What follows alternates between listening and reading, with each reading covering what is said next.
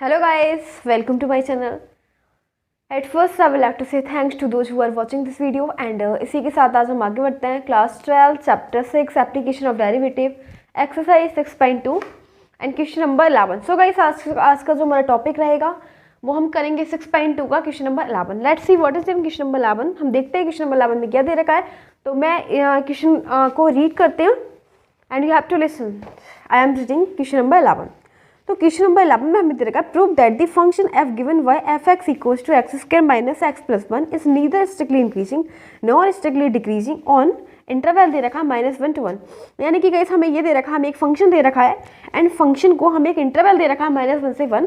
तो इसमें इस फंक्शन को ना ही तो हमें स्ट्रिक्टली इंक्रीजिंग बताना है और ना ही डिक्रीजिंग बताना है. ठीक है, मतलब ये जो फंक्शन है ना इंक्रीज करा है ना ही डिक्रीज करा है. तो ऐसा हमसे बोला गया है, ये हमें प्रूफ करना है. ठीक है, तो फिलहाल हम फंक्शन को नोट कर लेते हैं एंड क्वेश्चन नंबर है 11. तो हमें ये फंक्शन दे रहेगा f x equals to x square minus x plus 1. ठीक है, तो ये क्या दे रखा है, हमें एक फंक्शन दे रखा है और हमें बताना है इसे इस इंटरवल में. ठीक है, कौन सा इंटरवल है, -1 to 1 की. ना ही इस इंटरवल में इंक्रीज कर रहा है स्ट्रिक्टली, ना ही डिक्रीज कर रहा है, ना इसका डिक्रीजमेंट ना इसका इंक्रीजमेंट है. तो क्या करेंगे इंक्रीजिंग एंड डिक्रीजिंग के लिए सबसे पहले तो गाइस हम क्या करेंगे, इसका डिफरेंशिएट कर देंगे. तो differentiate with respect to x के रिस्पेक्ट में इसका डिफरेंशिएट कर देंगे. वो इसलिए करा क्योंकि वेरिएबल क्या दिख रहा है एक्स, इसीलिए. तो ये हो जाना है एफ डेक्स एक्स इक्वल्स टू, अब एक्स स्क्वायर करेंगे तो पावर मल्टीप्लाई में पावर में से 1 सब्ट्रैक्ट. ठीक है, फिर नेक्स्ट माइनस लगाएंगे, एक्स का करेंगे एक्स के रिस्पेक्ट में 1 हो जाना है और 1 का करेंगे 0. तो हमारे पास मिल गया 2x माइनस 1 एंड ये है एफ डेक्स एक्स. अब गाइस देखो इंक्रीजिंग एंड डिक्रीजिंग के लिए हम क्या करते हैं, हमें एफ डेक्स एक्स इक्वल्स टू 0 रखना पड़ेगा. ठीक है, इसकी जगह 0 रखो. 0 इज इक्वल टू कितना हो जाएगा 2x माइनस 1. तो 2x is equal to 1 and x की वैल्यू क्या आ गई 1/2. ये हमारे पास जो x की वैल्यू आई है. तो अब हम क्या करेंगे, एक हमें तो ये जो फंक्शन है ना उसे बताना है इस इंटरवल में ना तो इंक्रीज कर रहा है एंड ना ही डिक्रीज कर रहा है. ठीक है, तो देखो क्या करेंगे 1/2 जो आ गई वैल्यू उसे रखेंगे यहाँ पे. ठीक है, ये रखी जाएगी 1/2 वैल्यू यहाँ पे. अब गाइस देखो अब -1 का मतलब क्या हो जाएगा, ये इधर आएगा एंड 1 आएगा यहाँ पे. -1 है वो इससे लेस है एंड 1 है इससे ग्रेटर. ठीक है, मोर है. तो इन दोनों के बीच का कोई भी नंबर ले लेते हैं एंड फिर वो देख लेते हैं, वो इस वाली इक्वेशन में रख के देखेंगे अगर माइनस आता है क्या आता है. ठीक है, तो हम ये है 0.5. ठीक है, कितना है ये 1/2 मतलब 0.5 या -1. तो इन दोनों के बीच क्या नंबर 0 है. ठीक है, 0 आ जाएगा इन दोनों के बीच में. अब जब 0 आ जाएगा तो 0 रख के देखो क्या आता है, यहाँ पे रखो 0 तो कितना मिल जाएगा माइनस. देखो -1 आया क्योंकि यहाँ पे 2 × 0 -1 मतलब -1 आया. -1 जब आया गया ना -1 इज लेस देन 0. ठीक है, ये तो 0 से कम है तो मतलब डिक्रीजिंग. ये कौन सा फंक्शन हो गया डिक्रीजिंग, मतलब स्ट्रिक्टली डिक्रीजिंग फंक्शन है. ठीक है, अब हम इन दोनों के बीच कोई भी नंबर ले लेते हैं. 0.5 से लेके 1 तक का नंबर कोई भी ले सकते हैं. ठीक है, तो हम ले लेते हैं, इसे ले लेते हैं. हाँ, इसे लेंगे 3/2 ले लेते हैं. 3/2 तो 1.5 हो जाएगा, ये नहीं ले सकते. 0.7. ठीक है, 0.5 है ये तो 0.7 ले लेंगे. 0.7 1 से छोटा है और इससे बड़ा मतलब इसके बीच में आएगा. ठीक है, 0.7 का मतलब क्या हो गया 7/10. क्या हो गया 7/10 हो गया. तो हमने इन दोनों के बीच का नंबर लिया 0.7. अब रख के देखो 7/10 क्या आता है. तो 2 × 7/10 माइनस 1 2 5 जा 10 7 - 5/5 क्या मिला हमें 2/5. तो प्लस का मिला ना, मतलब ये स्ट्रिक्टली इंक्रीजिंग है ग्रेटर देन 0. तो इधर देखो पॉजिटिव. अब देखो हमें इस इंटरवल में क्या मिला माइनस, इस इंटरवल में क्या मिला प्लस. मतलब जो फंक्शन है वो ना तो इंक्रीज करा ना डिक्रीज करा क्योंकि माइनस भी है नेगेटिव है. ठीक है, समझ में आ गया ना. अगर आपको कोई ऐसा केस दिख रहा हो जहाँ पे माइनस भी हो फंक्शन नेगेटिव और पॉजिटिव भी हो, दोनों कंडीशन इक्वल हो. ठीक है, एक बार तो माइनस एक बार प्लस, तो ऐसी कंडीशन में क्या होता है फंक्शन ना तो इंक्रीज करता है ना ही डिक्रीज करता. तो यहाँ पे लिख देना therefore function is neither decreasing nor increasing. क्या हमसे यही प्रूफ करने के लिए बोला था. देखो गाइस हमसे यही प्रूफ करने के लिए बोला था कि हमें ये शो करना है कि जो फंक्शन है वो ना ही इंक्रीज करा ना ही डिक्रीज. तो जैसा कि हम शो कर चुके ये फंक्शन ना ही इंक्रीज करा ना ही डिक्रीज करा है. तो बस इसी प्रकार से हमारा क्वेश्चन नंबर 11 हो जाता है कंप्लीट.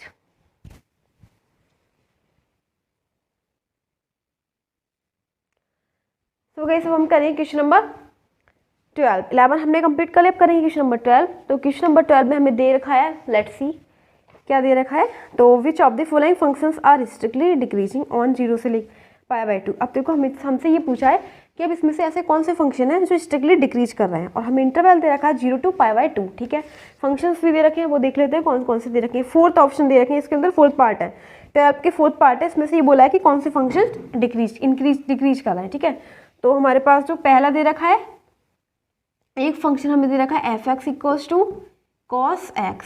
ठीक है, cos x ये हमें दे रखा है a, ये है कंडीशन a वाले की। ठीक है, अब b दे रखा है, नेक्स्ट पार्ट दे रखा है हमें f(x) = cos 2x। ठीक है, ये वाली कंडीशन। अब c, अब हमें एक दे रखा है f(x) = cos 3x। ठीक है, और d हमें दे रखा है f(x) = tan x। अब हमें इसे कौन से इंटरवल पे बताना है, 0 to π/2। मतलब यहाँ पे बताना है ये फंक्शन क्या कर रहे हैं, स्ट्रिक्टली डिक्रीज कर रहे हैं। ठीक है, क्या कर रहे हैं, विच of the following strictly decreasing. ठीक है, कि ऐसे कौन से फंक्शन है जो स्ट्रिक्टली डिक्रीज कर रहे हैं। तो हम देख लेते हैं कौन से फंक्शन स्ट्रिक्टली डिक्रीज कर रहे हैं।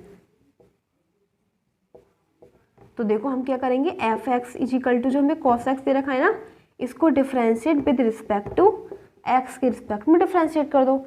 तो ये हो जाना है f(x) = cos x का जो डिफरेंशियल होता है वो होता है -sin x। ठीक है, अब देखो ये माइनस आ गया, माइनस का मतलब क्या हो गया कि ये 0 से छोटा है, और जब भी हमें कंडीशन ऐसी दिख जाए कि 0 से छोटा है तो ये फंक्शन क्या है, function is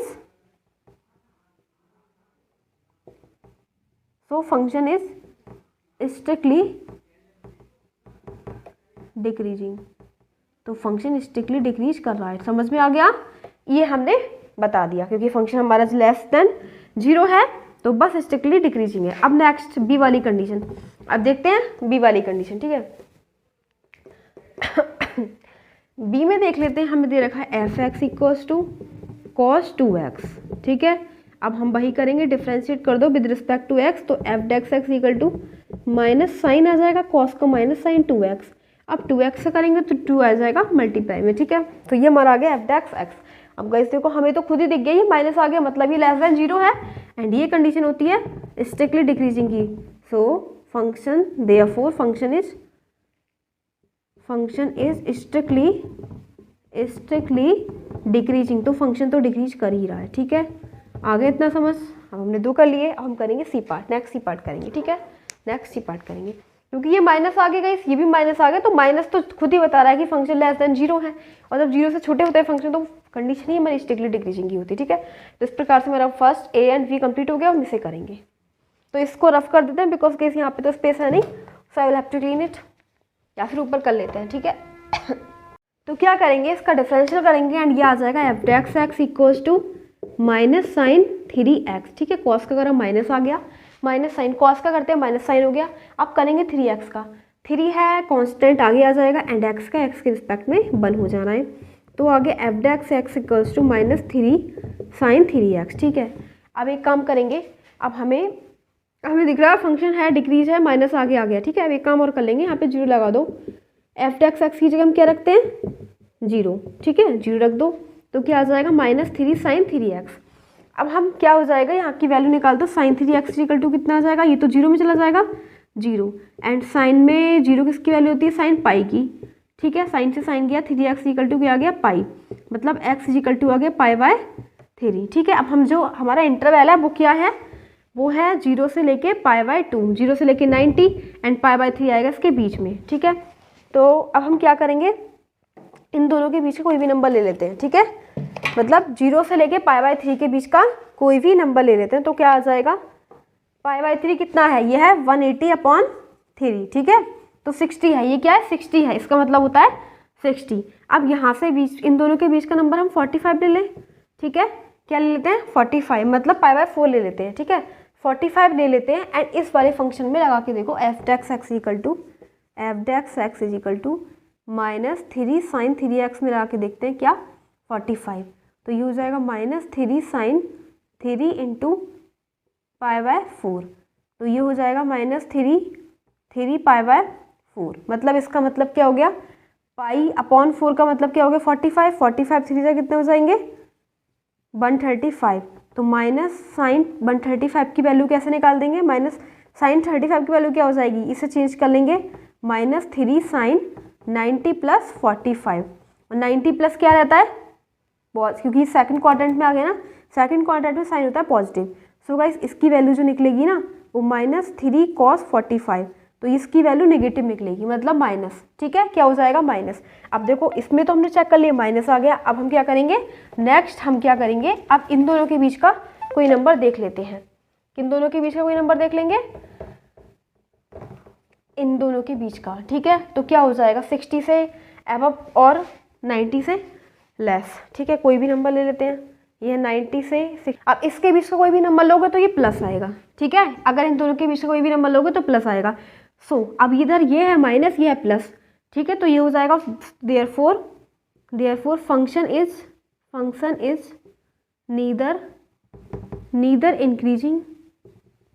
increasing not decreasing. ना तो फंक्शन इंक्रीज ही कर रहा है और ना ही डिक्रीज कर रहा है, तो बस यही हो जाएगा, function is neither decreasing not increasing.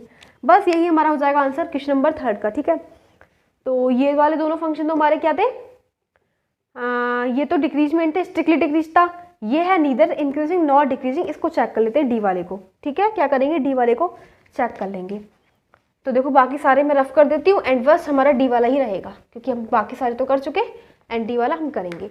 So guys D में हमें क्या दे रखा है, fx = 10x। तो इसमें हमें क्या करना है, इसका ना differentiate with respect to x कर देना है। ठीक है, x के रिस्पेक्ट में डिफ्रेंशिएट कर दो तो ये हो जाएगा f(x) = 10 का करोगे तो हो जाएगा sec² x, x का x के रिस्पेक्ट में 1 हो जाएगा। ठीक है, मत लिखो उसे 1, तो sec² x हो गया। अब हमारे पास sec² x आ गया। ठीक है, अब क्या करेंगे, जो हमारा इंटरवल है वो क्या दे रखा है, 0 से लेके π/2। तो 0 से लेके π/2 इसमें डाल के देखो। ठीक है, तो ये जो है ये फर्स्ट क्वाड्रेंट है, क्या है, फर्स्ट क्वाड्रेंट।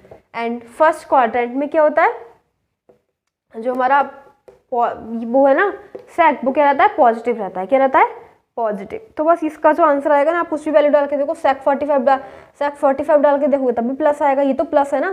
तो ये जो है फंक्शन इंक्रीज कर रहा है। ठीक है, सो फंक्शन